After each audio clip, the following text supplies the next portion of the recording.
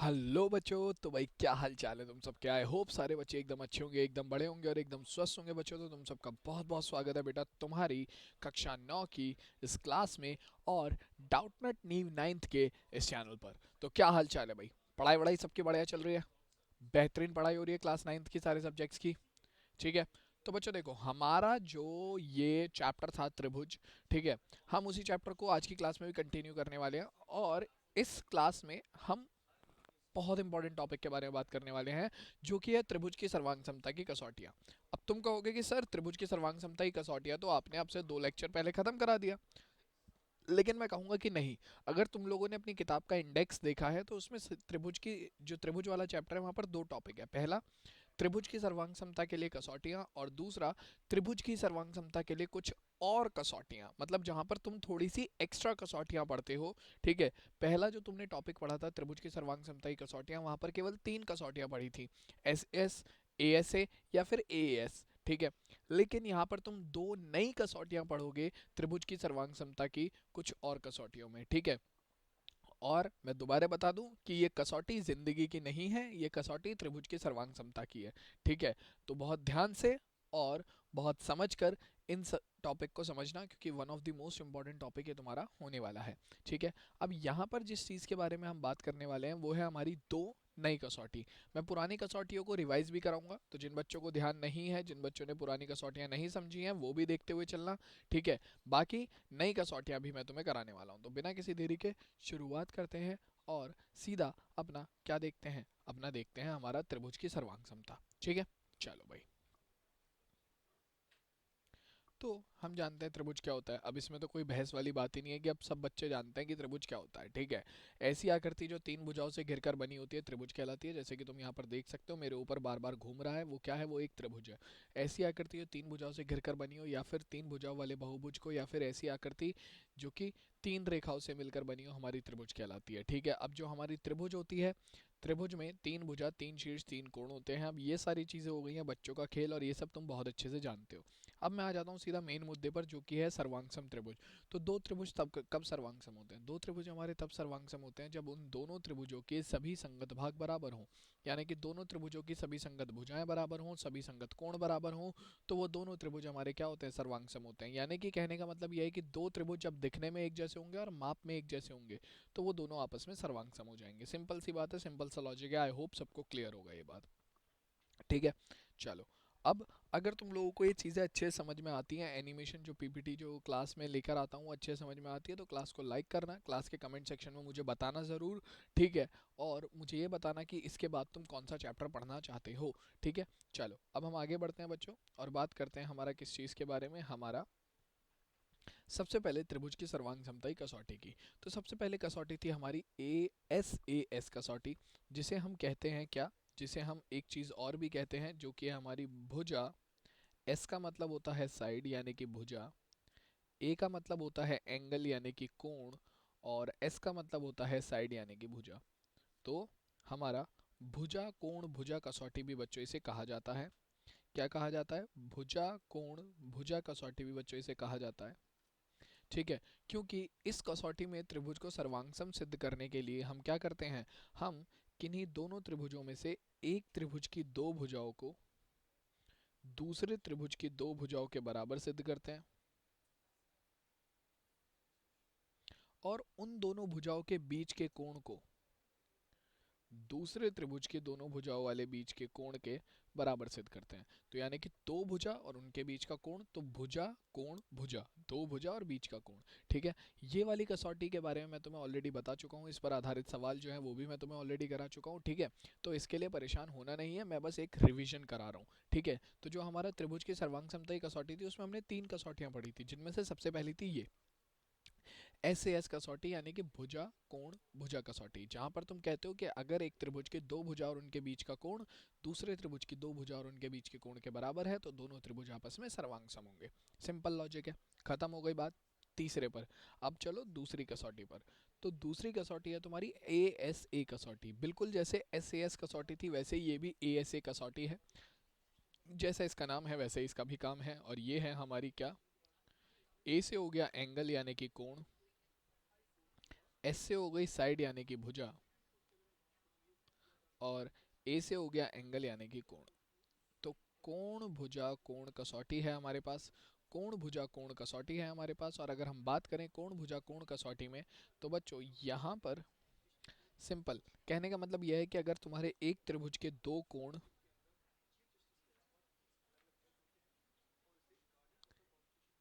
ठीक है, किसी त्रिभुज के दो कोण और उनके बीच की भुजा, ठीक है, मान लो ये दोनों कोण, इस त्रिभुज का ये कोण और ये वाला कोण और ये वाला कोण दोनों आपस में बराबर हैं, ठीक है, और इन दोनों कोणों के बीच की भुजा और इन दोनों कोणों के बीच की भुजा बराबर है दूसरे त्रिभुज के दोनों कोणों के बीच की भुजा के, तो आप कह सकते हैं कि आपके त्रिभुज सर्वांग होंगे। मतलब कि अगर आप एक त्रिभुज की दो कोण और उनके बीच की भुजा को दूसरे त्रिभुज के दो कोण और उनके बीच की भुजा के बराबर सिद्ध कर देते हो, तो आपके त्रिभुज क्या हो जाते हैं, सर्वांग सम हो जाते हैं। और ये है त्रिभुज की सर्वांग समता की ए एस ए कसौटी। कौन सी कसौटी बच्चों, ए एस ए कसौटी। अब इसके बाद आती है हमारा इसी कसौटी का एक और विकृत रूप ए ए एस कसौटी। ये कहती है कि भैया कोई भी दो कोण ले लो, किसी एक त्रिभुज के कोई भी दो कोण और एक भुजा, अगर तुमने किसी दूसरे त्रिभुज के कोई भी दो कोण और एक भुजा के बराबर सिद्ध कर दी, तो ए ए एस कसौटी से वो दोनों त्रिभुज आपस में सर्वांग सम हो जाएंगे। और जब वो दोनों त्रिभुज आपस में सर्वांग सम हो जाएंगे तो तुम्हारा काम हो जाएगा। तो ये ए ए एस कसौटी है। इसे ए ए एस कसौटी इसीलिए कहा जाता है क्योंकि यहाँ पर हम दो कोण और कोई भी एक भुजा के बारे में बात कर रहे हैं। तो दो कोण ए ए, कोण कोण, और एस यानी कि साइड यानी कि भुजा यानी कि कोई भी भुजा, ठीक है। तो ये तीन कसौटियां हैं जो कि हमने अभी तक हमारे पिछले वाले टॉपिक में, पिछले वाले चेक क्लास में या पिछले वाले लेक्चर में पढ़ी थी, ठीक है। आज की क्लास में हमारा मेन जो टॉपिक है वो अब शुरू होता है, त्रिभुज की कसौटियों के लिए कुछ और गुण। और ये जो और गुण हैं या ये जो और कसौटियां हैं वो कौन कौन सी हैं, वो है हमारी दो कसौटी, जिनमें से पहली और सबसे मज़ेदार मेरी फेवरेट कसौटी आती है जो कि है एस एस एस कसौटी, क्योंकि ये सबसे आसान है, ये सबसे आसान है। ये है एस एस एस कसौटी, जिसे हम कहते हैं हमारा भुजा भुजा और भुजा कसौटी।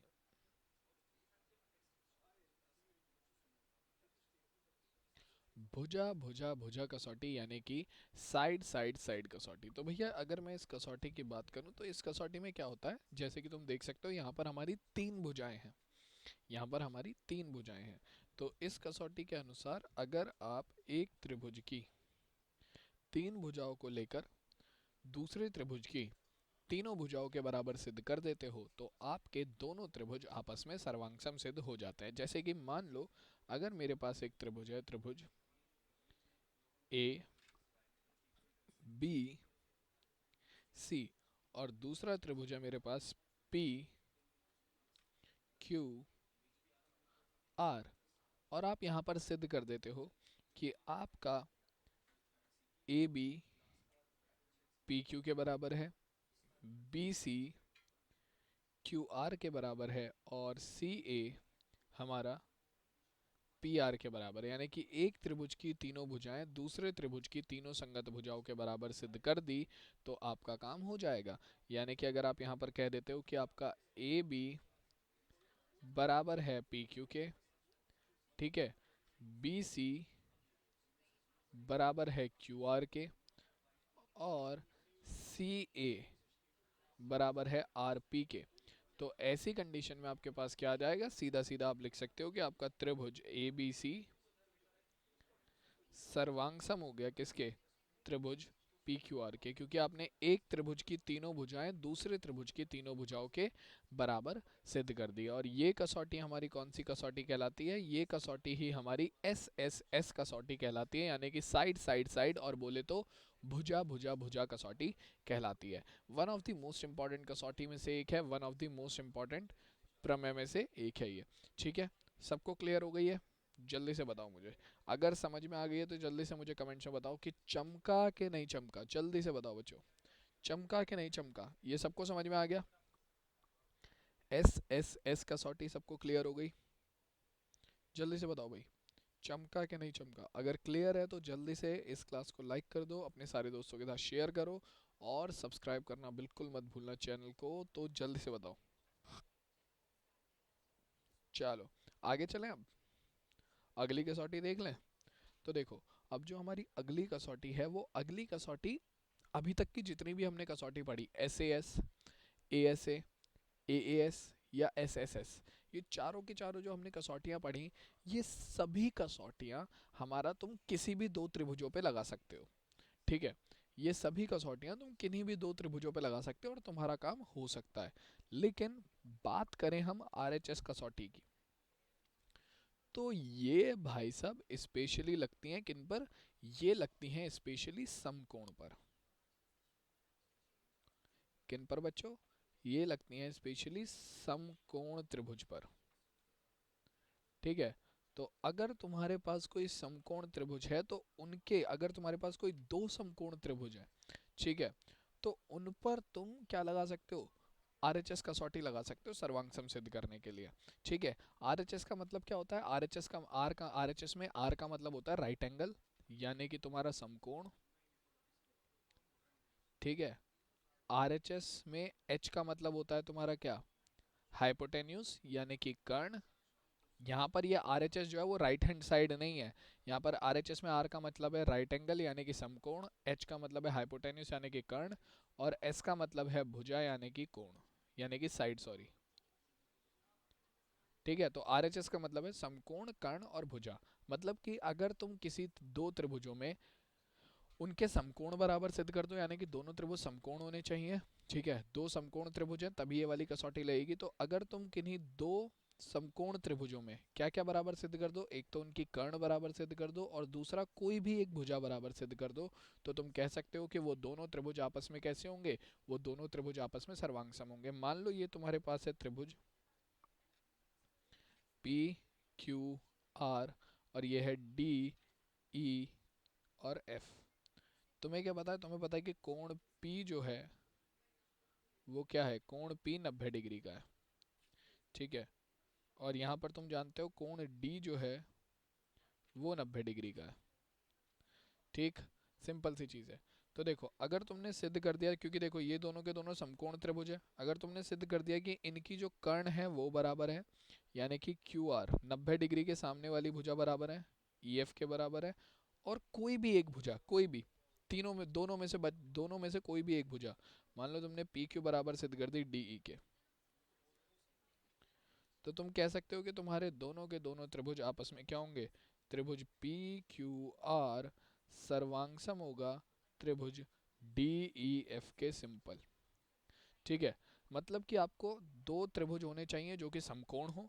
अगर वो दोनों त्रिभुज समकोण हैं तो आप क्या करोगे? उनकी एक भुजा को दूसरी भुजा के बराबर सिद्ध कर दो, और जो 90 डिग्री के सामने वाली भुजा यानी कि जो कर्ण है उन्हें बराबर सिद्ध कर दो, तो आपके दोनों त्रिभुज आपस में सर्वांग सम हो जाते हैं। क्लियर हो गया पॉइंट? ये पॉइंट सबको समझ में आ गया? चमका के नहीं चमका? तो बच्चों, अब हमने जो हमारी आज की क्लास है इसमें दो नई सर्वांग समता की कसौटियां पढ़ ली हैं। एक तो SSS कसौटी और दूसरी RHS कसौटी, जो केवल समकोण त्रिभुजों के लिए लगती है। ठीक है, क्लियर हो गई बात? इतना सबको समझ में आ गया जितना अभी तक पढ़ा है? अगर सबको समझ में आ गया है तो जल्दी से अपनी इस क्लास को अपने दोस्तों के साथ भेज दो, शेयर कर दो, ताकि वो लोग भी समझ सकें। ठीक है, और तुम्हें दुआएं दे सकें। ठीक है, बाकी बच्चों देखो, जो टॉपिक है अपना वो तो यहीं पर कंप्लीट हो जाता है। अब हम क्या करेंगे, इस टॉपिक पर बेस्ड जो हमारे इंपॉर्टेंट क्वेश्चन है, ठीक है, मतलब जो हमने त्रिभुज की सर्वांग क्षमता पढ़ी है, इस पर बेस्ड जो हमारे इंपॉर्टेंट क्वेश्चन है उन्हें हम सॉल्व करेंगे, और एक एक करके सभी क्वेश्चंस पर चलेंगे ताकि हम अच्छे से सॉल्व कर पाएँ। ठीक है, तो बिना किसी देरी के शुरुआत करते हैं।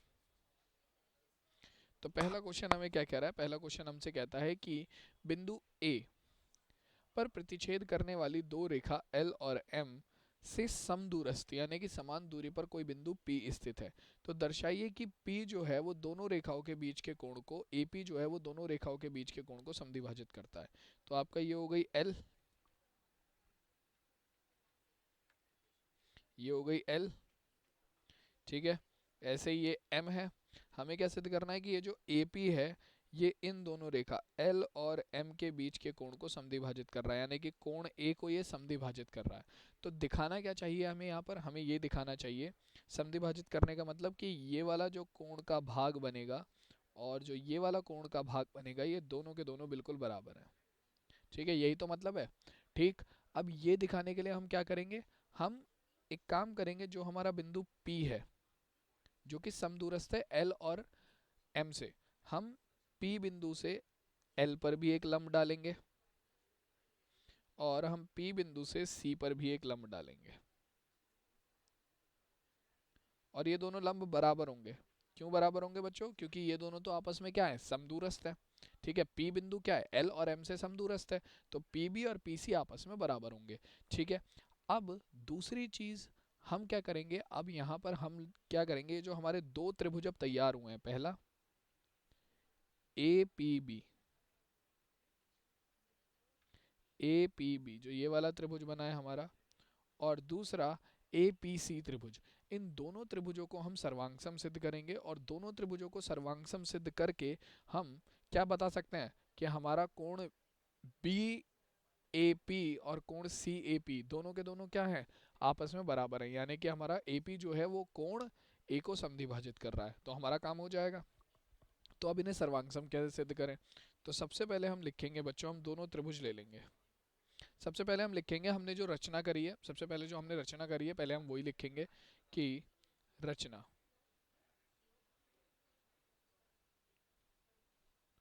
क्या भैया, हमने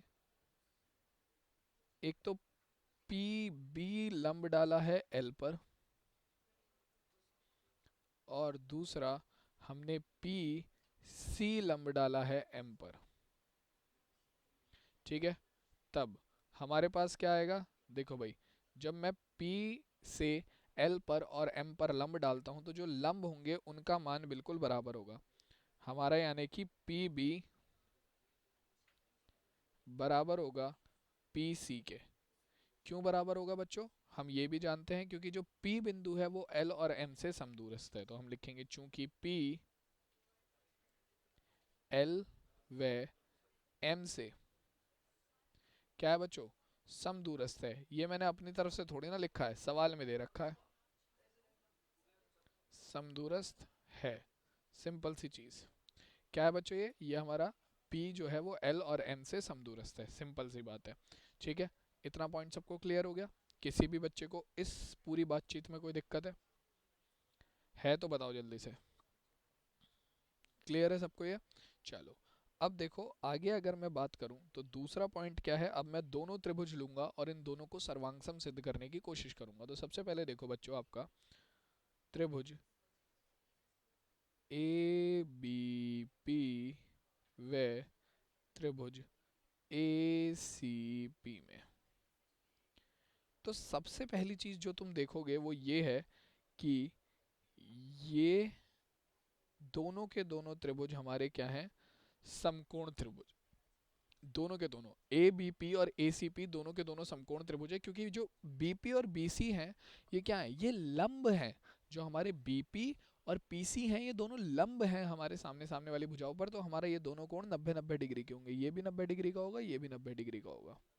तो सबसे पहली चीज जो आ गई वो ये आ गई कि हमारा कोण ABP बराबर कोण ACP बराबर 90 डिग्री के। तो भैया हमारा, अब देखो हमें पता है हमारे समकोण त्रिभुजों को सर्वांगसम सिद्ध करने के लिए हमारे पास सबसे बढ़िया कसौटी है, कौन सी, RHS कसौटी। तो हमने ये तो सिद्ध कर दिया कि दोनों त्रिभुज समकोण है क्योंकि इनका एक एक कोण 90 डिग्री है। दूसरी चीज, अब सबसे पहले क्या सिद्ध करना पड़ेगा, हमें इनकी कर्ण बराबर सिद्ध करनी पड़ेगी।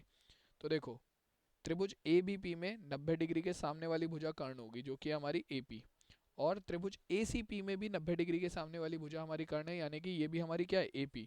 तो बच्चों आप देखो आपके दोनों ही त्रिभुजों के लिए जो कर्ण है वो AP होने वाली है, तो ये तो अपने आप ही बराबर हो गई, क्योंकि ये तो उभयनिष्ठ भुजा है, ये तो उभयनिष्ठ भुजा है, ये तो अपने आप ही बराबर हो गई, कर्ण तो अपने आप ही बराबर हो गई, हमें तो कुछ करना ही नहीं पड़ा। हमारा AP बराबर हो गया AP के। क्यों भैया, क्योंकि दोनों के दोनों उभयनिष्ठ भुजा है। AP बराबर हो गया AP के क्योंकि उभयनिष्ठ है।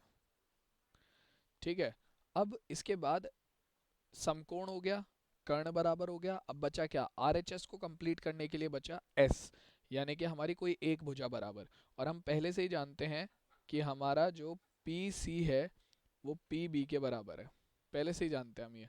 ठीक है, ऊपर हम लिख चुके हैं। तो हमारा पी सी, यहाँ पर ये पी एम नहीं होगा, ये पी बी होगा, मैंने गलती से पी एम लिख दिया था। तो हमारा जो पी बी है वो बराबर होगा पी सी के। ये कहाँ से आया, हम ऑलरेडी लिख चुके हैं, तो हम लिखेंगे ऊपर सिद्ध किया है, सिद्ध किया है। तो बेटा जब हम एक दो समकोण त्रिभुजों में उनके कर्ण और एक भुजा को बराबर सिद्ध कर देते हैं तो हमारे दोनों त्रिभुज क्या हो जाते हैं, सर्वांग सम हो जाते हैं। तो हम लिखेंगे भैया आर एच एस कसौटी से, आर एच एस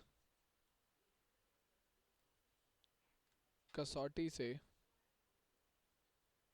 हमारे पास क्या आ जाएगा, आर एच एस कसौटी से हमारे पास निकल कर आएगा कि हमारा जो त्रिभुज ए बी पी है वो सर्वांग है त्रिभुज ए सी पी के। और जब दो त्रिभुज सर्वांगसम हो जाते हैं तो उनके बीच में क्या लगता है, सीपीसीटी, यानी कि सर्वांगसम त्रिभुजों के संगत भाग। तो दो त्रिभुज अगर सर्वांगसम होते हैं तो उनके सभी भाग बराबर होते हैं। तो हम यहाँ पर लिखेंगे सीपीसीटी से। तो बेटा सीपीसीटी से हमारा क्या आ जाएगा, हमारा कोण बी ए पी बराबर होगा कोण सी ए पी के। यानी कि हमारा कोण बी ए पी बोले तो ये वाला कोण बराबर होगा कोण सी ए पी के, यानी कि इस वाले कोण के। तो सिंपल सा कहने का मतलब क्या है कि हमारा, अब हम लिख सकते हैं अतः ए पी ए पी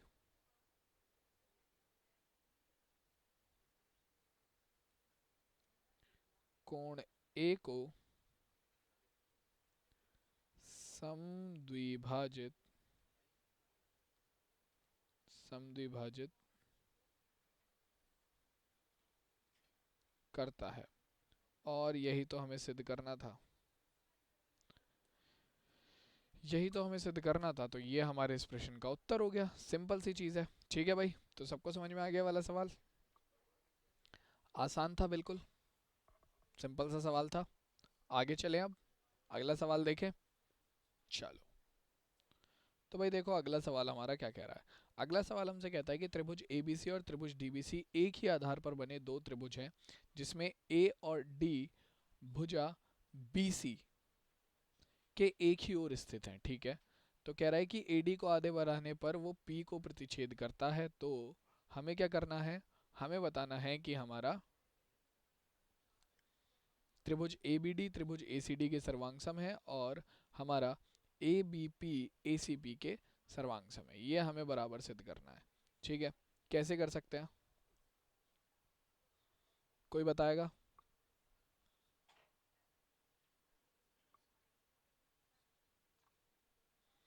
बताओ बताओ बताओ। हाँ भाई, कैसे करेंगे? पहले ए बी डी को सर्वांग सम सिद्ध करना है ए सी डी के। ठीक है, फिर ए बी पी को सर्वांग सम सिद्ध करना है किसके, हमारा किसके, ए सी पी के। चलो सिंपल है, देखो मैं बताता हूँ कैसे। तुम्हें पहले से पता है कि ए बी सी और तुम्हारा बी ई जो डी बी सी है ये दोनों समद्विबाहु त्रिभुज हैं। तो इनकी दो दो भुजाएं बराबर होंगी। हमारा ए बी जो है वो ए सी के बराबर होगा और हमारा डी बी जो है वो डी सी के बराबर होगा। ठीक है, तो अब क्या करो, अपने दोनों त्रिभुज ले लो जो सबसे पहले वाले भाग में सर्वांग सिद्ध करते हैं। तो सबसे पहले तुम ले लो भैया हमारा पहला भाग, तो त्रिभुज ए बी डी, और दूसरा कौन सा त्रिभुज था भाई हमारा, दूसरा त्रिभुज है हमारा ए सी डी। तो त्रिभुज ए बी डी और त्रिभुज, वह त्रिभुज किसमें बच्चों, हमारा ए सी डी में। तो हमने दोनों त्रिभुज ले लिए। सबसे पहली चीज आप देखो, आपका ए बी बराबर है ए सी के। ए बी बराबर है ए सी के। चूंकि त्रिभुज ए बी सी समद्विबाहु त्रिभुज है। क्या है बच्चों? त्रिभुज ए बी सी समद्विबाहु त्रिभुज है। ठीक है, तो ए बी बराबर ए सी हो गया। इसके अलावा बच्चों बी डी बराबर है सी डी के। बी डी बराबर है सी डी के। क्यों? चूंकि त्रिभुज डी बी सी समद्विबाहु त्रिभुज है। ठीक है, और उसके अलावा हमारा जो डी ए है, ये जो डी ए है ये बराबर होगा डी ए के। डी ए बराबर होगा डी ए के, तो भैया यहाँ से क्या आ जाएगा? डी ए बराबर होगा डी ए के, तो ये हो गया हमारा। क्यों? क्योंकि ये है उभयनिष्ठ भुजा। उभयनिष्ठ भुजा। तो बेटा जब एक त्रिभुज की तीनों भुजाएं दूसरे त्रिभुज की तीनों भुजाओं के बराबर हो जाती है तो कौन सी कसौटी लगती है हमारी? एस एस एस कसौटी से अपने पास क्या निकल कर आ गया? एस एस एस कसौटी से हमारे पास सिंपली क्या निकल कर आ गया बच्चों? हमारे पास सिंपली निकल कर आ गया त्रिभुज ए बी डी सर्वांगसम होगा त्रिभुज ए सी डी के। और यही तो हमें सिद्ध करना था, तो ये हमारे इस सवाल का बिल्कुल सही उत्तर हो गया। Hence proved. क्लियर? समझ में आ गया सबको? अब देखो जो दूसरा वाला भाग है जहां पर तुम्हें ए बी पी को सर्वांगसम सिद्ध करना है ए सी पी के, ये तुम लोगों के लिए होमवर्क है। ठीक है, सोचो कैसे करोगे। तुम्हें ए बी बराबर ए सी पता है, तुम्हारी ए पी बराबर ए पी हो जाएगी, लेकिन और तुम यहाँ पर क्या करोगे जिससे तुम्हारी सर्वांग क्षमता आ जाए? और मैं बता दूं इस वाले सवाल को हल करने के लिए इसकी ज़रूरत पड़ेगी। ठीक है, ध्यान रखना। हिंट दे दिया है, तुम लोगों को प्रैक्टिस करनी है। मैं अगले सवाल पर चलता हूँ। ठीक है, अगला सवाल देखो क्या कह रहा है। अगला सवाल कह रहा है कि एक रेखाखंड ए बी पर डी ए डी और बी सी दो बराबर लंब है।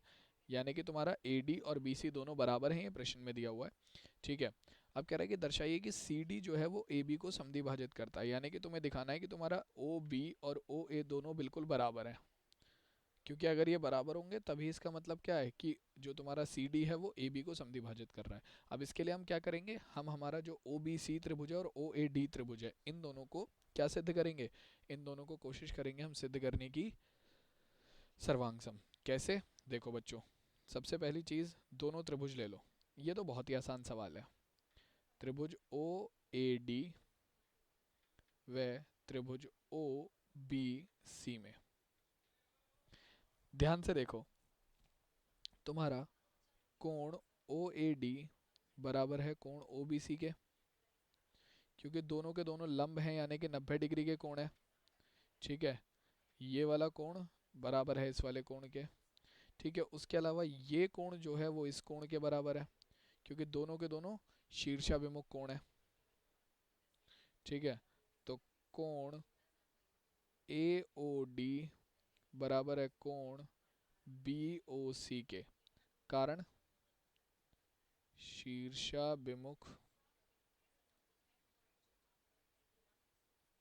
कोण। शीर्षाभिमुख कोण है दोनों के दोनों, इसलिए बराबर है। ठीक है, और इसके अलावा हमारा ए डी बराबर है बी सी के। ये कहाँ से आया? ये हमें दिया है। तो बेटा सिंपल सी चीज़ है, जब दिया है तो हमारे पास क्या आ गया भैया? जब हमने किसी एक त्रिभुज के दो कोण और कोई भी एक भुजा दूसरे त्रिभुज के दो कोण और किसी भी एक भुजा के बराबर सिद्ध कर दिया, तो कौन सी कसौटी लग गई बच्चों वहां पर? ये हमारी लग जाती है ए एस कसौटी। तो ए एस कसौटी से हमारे पास क्या आ गया? हमारा त्रिभुज ओ ए डी सर्वांगसम हो गया त्रिभुज ओ बी सी के। ठीक है, तो भैया जब दो त्रिभुज सर्वांगसम होते हैं तो सीपीसीटी से हम क्या लिख सकते हैं? सीपीसीटी से हमारे पास क्या आ जाएगा बच्चों? हमारा इसकी जो संगत भुजाएं हैं वो बराबर हो जाएंगी, यानी कि ओ ए बराबर हो गया ओ बी के। तो यही तो हमें लेकर आना था। तो अब हम क्या कह सकते हैं? हम कह सकते हैं अतः सी डी ए बी को बिंदु ओ पर क्या करता है? समद्विभाजित करता है। द्विभाजित करता है। और ये सवाल हमारा यहीं पर सॉल्व हो जाता है। ठीक है, किसी भी बच्चे को अब इस सवाल में कोई दिक्कत है तो मुझे बताओ। ठीक है, होमवर्क तुम लोगों को तुम्हारा मिल चुका है, ठीक, आज की क्लास का, तो उसकी प्रैक्टिस ज़रूर कर लेना। ठीक है, अब इस पूरे चैप्टर में एक क्लास और बची है, तो अगली क्लास और होगी इस चैप्टर की, और उसके बाद ये चैप्टर हमारा ख़त्म, कंप्लीट, टाटा बाय बाय हो जाएगा। ठीक है, और उसके बाद हम सीधा हमारा नेक्स्ट चैप्टर शुरू करेंगे। तो आज की क्लास में अगर तुम्हें मज़ा आया है, जो टॉपिक कराए हैं वो समझ में आए हैं, तो इस क्लास को लाइक कर दो, शेयर ज़रूर करना अपने दोस्तों के साथ, और चैनल को सब्सक्राइब कर लेना, क्योंकि बाकी की इस चैप्टर की क्लासेस भी आने वाली हैं। इतने, मैं जाता हूँ, मैं निकलता हूँ, मैं मिलता हूँ तुमसे सीधा तुम्हारी अगली क्लास में। तब तक के लिए सब बच्चे अपना ध्यान रखो, टेक केयर, टाटा और बाय बाय प्यारे बाल को।